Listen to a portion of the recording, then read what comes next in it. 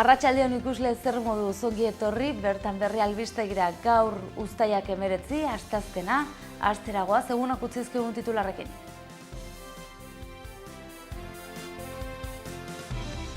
Ultzamako biogas planta ikertzen duen batzordea bertan bera utzi nahi du UPNek. Erregionalistek iragarri dute ikerketa batzordea bertan bera uzteko eskatuko dutela iraileko lehenengo bilkuran. Eskubide sozialetako lehendakariorde Miguel Laparrak azpimarratu du gizarte kohesionatu bat sortzen ari direla eskubide sozialak ziurtatuz. PSNek Nafarroako hurrengo aldaketaren gobernuaren liderra izan nahi du. Gora Iruña eta indarkeria sexistaren kontrako emakumeen plataformak Iruñan uztailaren 14an emakume batek jasandako sexu erasoa errefuxiatu du. Iruñeko udalak informatika sistemako arduradun lanpostuan aritzeko deialdia egin du. Iruña Iluinabarrean programak jarraipena izango du Sanferminetako atsedenaren ondoren. Alex Berenguer jokalari gorritxoak Torinon jokatuko du hemendik aurrera. Italiako taldeak 5,5 milioi euro ordainduko dizkio Osasunari. Uztailaren 27tik 30 lakuntzan ospatuko den Atortxurro jaialdiak laguntza eskatzen du behar diren txanda guztiak betetzeko. Asteazken honetako albisteekin hasteko, Ultzamako biogas planta ikertzen duen batzordea bertan bera utzi nahi du UPNek. Sergio Sayas erregionalistak iragarri du ikerketa batzordea bertan bera utziko duela UPNek iraileko lehenengo bileran. Joan den maiatzean fiskaltzak ekinbideak hasi zituen Ultzamako biogas plantaren ustezko irregulartasunak ikertzeko eta ordutik 2 hilabete igaro direnean ikerketa artxibatzea erabaki du. Ultzamako plantaren kontratazio sisteman iruzur zantzuak atzeman zituelako abiatu zuen ikerketa. Zehazki UPN Ultzamako udalean zegoenean legea urratu ote zuen argitzeko abiatu zuen ikerketa, instalazioaren adjudikazio prozesuan eta ondoren ordainketa bikoitzak egin ote zituen ikertu du fiskaltzak. Haatik ondorioztatu du ez dagoela prebarikazio deliturik Ultzamako biogas plantaren finantzaketan. Fiskaltzak bere idatzien dio Ultzamako udalak ez zuela bidegabe jokatu Nafarroako gobernuaren diru laguntzak obra hori finantzatzeko erabili zituenean. UPN txalotu egin du fiskaltzaren erabakia, artxiboak agerian utzi duelako lauko gobernuaren beste azpiloko bat izan dela eta UPN kriminalizatzeko asmoa zegoela atzean. Sergio Sayas erregionalistak esan du epaitegietan ez badute irregulartasunik ikusi Ultzamako biogas planta horretan ez duela zentzurik izanen parlamentuan ikerketa batzordearekin segitzea. Hortaz, eskaera hautxe erregistratuko du iraileko lehen bilkuran. Berretsi duena beste behin, UPNren irudia desitxuratu nahian ibili direla gobernua babesten duten lau alderdiak. Javier Espartzaren eta Patxi Perezen izenak zikinduz deus ere susmagarririk ikusi ez dutenean. Eskaera zehatza eginen du idatzi UPNek parlamentuan. Ultzamako biometanizazio plantaren ikerketa batzordeak bere egin ditzala fiskaltzaren erabakiak eta ikerketa batzordearen lanak bertan bera utzi ditzala. Uste du hasieratik beste zentzu batekin zabaldu edo abian jarri zutela ikerketa batzordea. Kontuen ganberaren jarrerarekin ere kexu agertu da Sayas. Izan ere, parlamentura ez du igorri Ultzamako planta horretaz egindako txostenaren borradorerik eta uste du Sayasek eskubidea dutela horren berri izateko. Eskubide sozialetako lehendakariorde Miguel Laparrak azpimarratu du gizarte kohesionatu bat sortzen ari direla eskubide sozialak ziurtatuz. 2 urteotan 7.000 langabe gutxiago izan direla, 12.000 pentsiodun gehiago daudela oinarrizko soldata gutxienez jasotzen dutenak eta mendekotasunen bat duten herritarren artean 132 gehiago daudela atendituak. Horiek izan dira azpimarratu dituen datuetako batzuk. Baina badira beste batzuk ere esaterako haurrentzako eta familientzako laguntzak 128 hazi direla eta babes ofizialeko alokairuko etxebizitzen prezioa 115 jaitsi dela.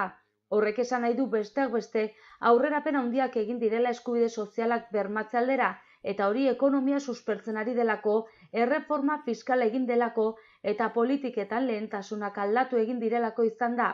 Pobreziaren aurkako borrokan ere ekonomikoki alde handian abaritu da. €68 milioi inbertitzetik 150 milioi inbertitzera pasada, eta horrek gizarteratzean laguntza handia eragin du. Laparrak adierazi du datu positiboak izan arren oraindik asko dagola egiteko. Aurrera begirako erronken artean enplegu gehiago eta kalitate handiagoarekin sortzea da. Izan ere, pertsona asko dira oraindik lanean ari direnak, baina bermatutako errentaren beharra dutenak duin bizi ahal izateko. Gizarteak behar duenari begira jarri eta irtenbide egokiak emateko bideak landu behar direla uste du. Hortik abiatuta, etorkizunak beharko duen gizarte babeserako plana ere erdietsi beharko dela uste du. Aldaketa horretan 5 gako nabarmendu ditu. Eskubideen errekonozimendua, ongizatearen gizartea sortzea eta entitateen inplikazio handiagoa, sortzen aldiren presio guztiak alde batera uztea, emaitzak bilatzera joan eta ez utzi hautsitako zaku baten galtzen, eta bukatzeko segurtasuna ziurtatzeaz gainera sustatzea eta promozioa ere lantzea. Politika kontuekin jarraituz PSNek Nafarroako hurrengo aldaketaren gobernuaren liderra izan nahi du. Hilaren 29an du kongresua PSNek eta bertan aukeratuko dute zuzendaritza berria. Hautagai bakarra dago, Maria Txibite. Nafarroako alderdi sozialistak heldu den hilaren 29an kongresua izanen du eta zuzendaritza berria irtengo da bertatik. Hautagaitza bakarra dago, Maria Txibiterena, eta hortaz, berrikuntza askorik gabe babestua irtengo dela uste du Txibitek berak. Arlo politikoan eta 2 urte joan diren honetan aldaketa Nafarroan ezarri zenetik uste du 2019an alderdi sozialista izanen dela aldaketaren lidergoa eskuratuko duena. Posible ikusten du alderdi sozialistaren lidertza hori, indartuta atera baita Espainia mailan PSOE eta horrek ere erakusten duelako Nafarroan ere indartu aterako direla sozialistak. Uste du gainera, 2 urteotan ikusi dela gobernua babesten duten laua indarrak desgazta jasan dutela eta horrek on egin dakiokeela alderdi sozialistari. Ezkerreko indarren arteko gobernu bat ikusten du Txibitek, baina ez du argi utzi hori. 2 urte pasa dira aldaketaren gobernua Nafarroan ezarri zenetik. Gauza zenbait egoki ikusi ditu, aipatu du besteak beste, osasun arloan sexu eta ugalketarako lege berria, baina beste askotan hutsunen nabarmenak ere bai. 3 nabarmendu ditu, batetik, ekonomia arloan azpiegituretan utzikeria sumatzen du, ez bakarrik abiadura handiko trenarekin gertatzen ari denarekin, baizik errepideetan ere ez delako ia inbertsiorik egin adibidez, edo Noaingo aireportuan Madrilerako baino ez daudelako hegazkinak. Bestetik, hezkuntza. Kontseilari aldaketak ez du benetako aldaketa ezarri hezkuntza departamentura Txibiteren ustez.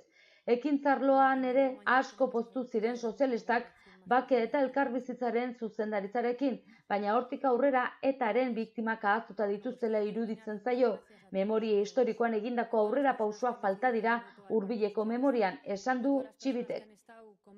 Eta aurrera eginez albisteekin Gora Iruña eta indarkeria sexistaren kontrako emakumeen plataformak Iruñean uztailaren 14an emakume batek jasandako sexu erasoa errefusatu du.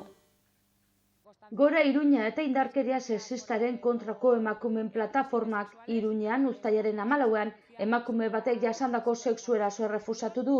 Oharrean adierazi dute datu ofizialak beste zenbaki bat eman arren aurtengo jaietan 4 eraso sexual izan direla eta hauei intentsitate baxuko hainbat eta hainbat gehitu behar zaiela.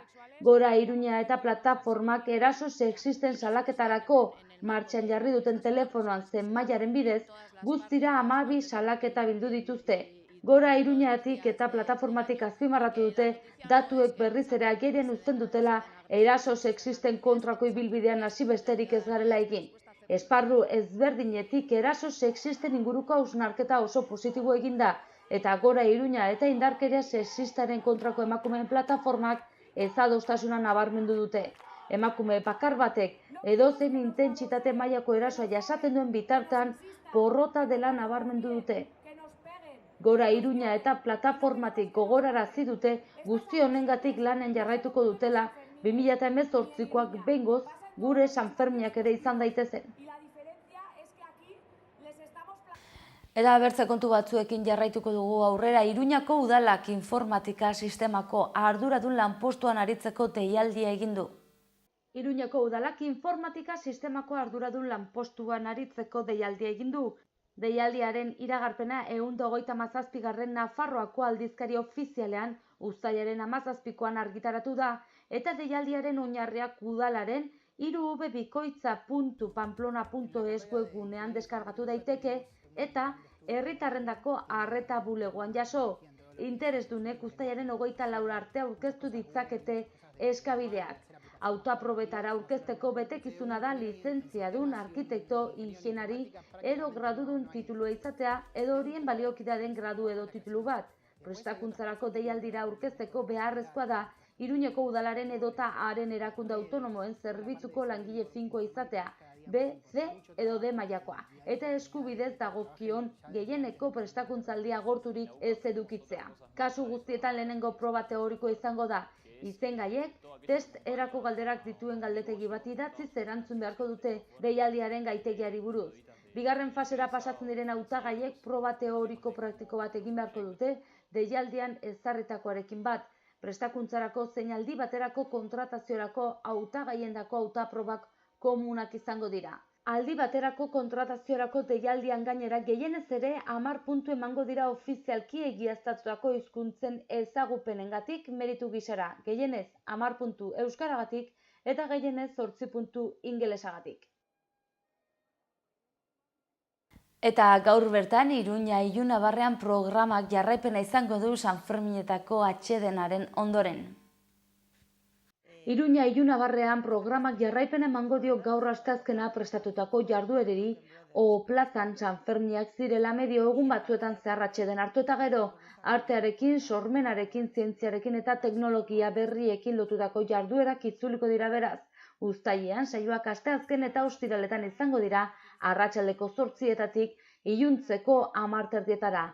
Programa berritzaile honek artista eta sortzaileendako baliogarri izan nahi du, musika, argazkilaritza, artea, zientzia edo teknologia berrien arloan egiten duten lana ezagutzera eman dezaten. Asteazkenean 3 ekimen artistiko ikusiko ditugu, horietako 2 musika arlokoak dira. Inigo García Solak bikotearen emozioen espazio intimo erakutsiko du Mapas argazki erakusketan. Ostiralean ere Iruña Ilunabarrean programaren saio bat egongo da Monarch Butterflyren musikarekin, Intelligent Dance Music edo Brain Dance musika estilori buruzko atzera begirako erakusketa eskainiko du egile nabarmenenen lan nagusien bidez. Eguzki instalazio fotovoltaiko batek baliabide teknologikoak funtzionatzeko beharrezkoa den energia emango du, kontzertu bateko musika ekipo, bozgorailu edo proiektorendako energia adibidez. Zientziak eta kulturak bat egingo dute haur, familia, gazte eta helduen parte hartzeari zabalik egongo diren hainbat ikuskizun eta jarduera eskaintzeko irailaren 1 arte. Eta kiroletan dugu albiste orain, futbolean Alex Berenguer jokalari gorritxoak Torinon jokatuko du hemendik aurrera. Talde italiarrak 5,5 milioi euro ordainduko dizkio Osasunari. Ofiziala da, Osasunak eta A serieko Torinok akordioa lortu dute eta Alex Berenguerrek Italiako talde horretan jokatuko du hemendik aurrera. Osasunak 5,5 milioi finko jasoko ditu eta beste bat aldagai batzuk betez gero. Halaber, Torino jokalaria atletiki salduko balio, klub gorritxoak beste 1,5 milioi euro jasoko ditu. Osasunako baten bidez jakinarazi duenez, honako eskatu die jokalari hori fitxatzeko interesa agertu duten taldei. 6,5 milioi finko, beste bat aldagai batzuek betez gero, eta 1,5 milioi jokalari atletikera joanez gero. Azkenean Berenguerrek berak erraztu du operazioa izan ere, uko egin dio berari zegokion 115 eta hortaz, Osasunak ia eskatzen zuena jasoko du. Iruñeko taldeak eskerrak eman dizkio Berenguerri, klubak sare sozialetan nabarmendu duenez, jokalaria bere etorkizunerako onenaz topatzen saiatu da, baina Osasunak eskaintzarik onena jaso arte itxaron du. Eta asteazken honetako albisteekin bukatzeko, uztailaren 27-tik 30 lakuntzan ospatuko den Atortxurrok jaialdiak laguntza eskatzen du behar diren txanda guztiak betetzeko. Uztailaren 27-tik 30 Euskal Herriak ezagutu duen elkartasun jaialdirik handiena eginen da lakuntzan. Atortxurroko 20. edizioa dispertsioaren aurkako erronka erraldoi bat izanen da, eta erronka erraldoi honi aurre egiteko laguntza eskatu du Atortxurrokeko antolatzaileek. Azken egunetan, herritar asko batu dira 6.718 taupada kanpainari. 6.718 pertsona dira Atortxurroko 20 elkartasun jaialdiak behar dituena, txanda guztiak betetzeko eta momentuz 5.000 lagunek eman dute izena. Azken egunetan Atortxurrokek behar dituen egiturak eraikitzen ari dira, eta nahi duenak ere laguntzara joan daiteke laguntzera. Datorren asteburu honetan auzolan erraldoia eginen da azken ukituak emateko. Goazen orain eguraldiaren iragarpena zein den ikustera.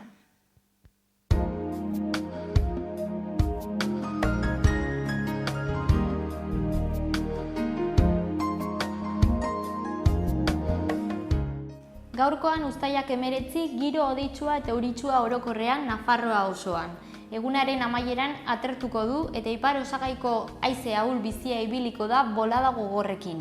Temperaturari dagokionez, maximoak nabarmen jaitsiko dira. Iruñe aldean ere hodeiak nagusi. Euri txikia egingo du egunaren bukaerara arte eta ipar osagaiko haize ahul bizia ibiliko da 32 eta 17 gradu arteko balioa utziz.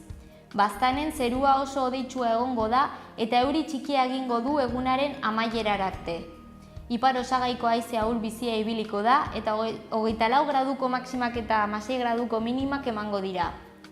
Bihar Iruñe aldean hodeiak berriro ere. Arratsalde gau partean euri txikia egingo du zaparrada ertainak eta trumoitsuak emateko posibilitateekin eta hego ekialdeko haize ahul bizia ibiliko da. Egunaren bigarren zatian ipar mendebalderantz finkatuko dena. Temperatura maximoak asko jaitsiko dira. Baztanen bihar zeru hodeitsua. Euri txikia egingo du eta baliteke noizean behin zaparrada ertainak eta trumoitsuak izatea. Hego ekialdeko haize ahul bizia ibiliko da, eguerdian ipar mendebalderantz joko duena eta temperaturak nabarmen jaitsiko dira. Uztailak 19 gaur, asteazkena goazen egunak utzizkun albisteen errepasoa egitera titularrekin.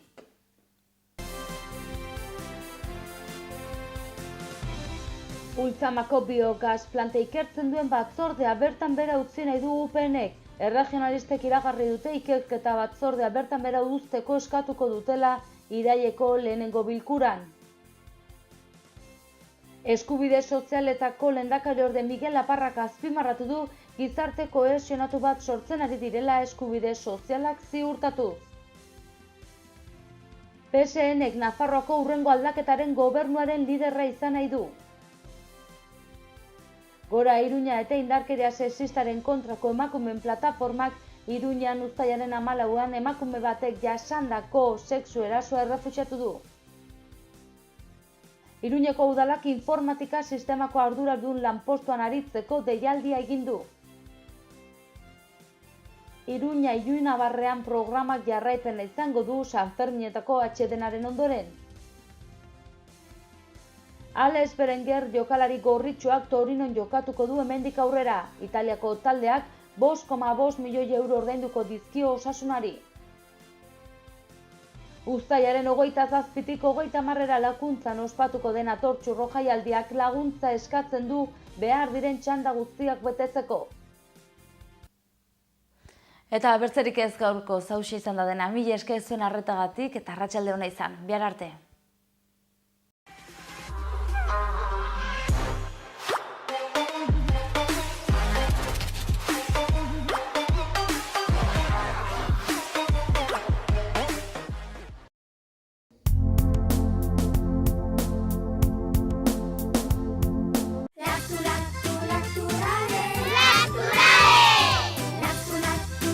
Laktu jogurta, astindu eta edan.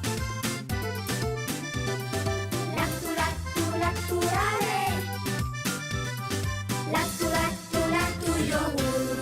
Orain ere, laktu jogurta gaingabetua, 100%! Gorritxon atsedenerako sistema hoberenak eta loaldi egoki batendako beharrezkoak diren produktuak aurkituko dituzu. 40 urte daramatzagu punta-puntako materialak eta marka hoberenak bezeroaren eskura jartzen. Deskansatzeko sistemetan aditua gara, sofak, koltsoiak, somierrak. hurbildu eta eskuzabali jasoko zaitugu. Iruña, Gorritxo. Erratzun kanpin baztan oporretan deskansatzeko eta ongi pasatzeko lau izarretako kanpina. Ingurune zoragarrian eta lasaian. Hondarribi eta Donibane Loitzuneko hondartzetatik 3 ordu laurden eskasera, baztan kanpina. 100 metro kuadroko 150 partzel esiak eta itzalarekin, argindarra eta uraz hornitutakoak. Heldu eta umentzako 2 igerileku, jolastoki, ostatu, jatetxe, supermerkatu, padel pista, squash, petaka eta pinpon. Mediku zerbitzu 150 metrotara erratzu herrian bertan. Erratzun baztango bihotzean baztan kanpina. Gipuzkoako Tolosaldean, Leaburu herrian, inguru aldapatsu bezain politean kokatua dago Mahala baserria. Bertan ekoiztu eta elaboratzen dira hainbat esneki eta txerriki, hasi gazta eta jogurretatik eta txorizo eta urdaiazpiko onduetaraino. Baserritik bezeroaren ganaino zuzenean iristen dira produktuak, modu naturalean eginak dira. Beraz, benetan, produktu osasuntsuak konsumitzeko aukera ematen du Mahalak, eta goxo-goxoa gainera. Jan Baserritik. Gure lurreko larre gozotik, nator zuzenean. Zuretzat esneki bihurturik modu naturalenean.